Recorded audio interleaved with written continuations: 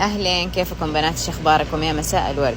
اليوم صورت لكم فقرة كاملة للبنات اللي ما يعرفوا كيف يقضوا مقاضي الدايت، كأنك من الصفر سنة أولى ابتدائي في الدايت. إيش الأشياء اللي لازم تشتريها من السوبر ماركت وتكون موجودة عندك في البيت عشان تبدأي دايت صح؟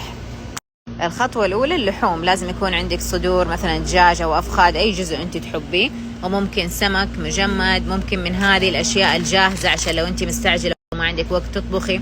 ولو تحبي اللحم ممكن تاخدي ستيك أو تاخدي مفروم بقري.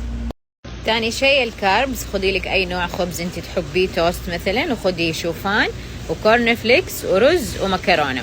وعلى فكرة الكلام هذا كله اللي أقوله يناسب أنظمتي أنا، فلا يجي أحد مثلا يقول لي والله فلانة قالت ممنوع من الرز ممنوع مدري إيش، لا، هذا الكلام اللي أنا أطبقه على بناتي وينجحوا عليه ينحفوا عليه.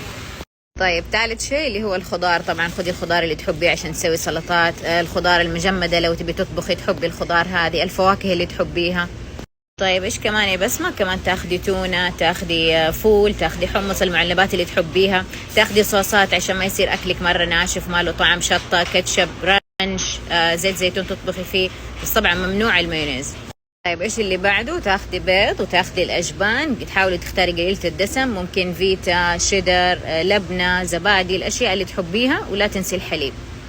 واخر شيء لا تنسي تاخدي سناكات تدلعي نفسك، 7 دايت، كولا دايت، خدي فشار، خدي منديل السناكات اللي تكون سعراتها قليله، حتى هذا ترى الايس تي في منه زيرو. ولا تنسي تاخدي كمان سكر دايت، اي نوع انت تحبي.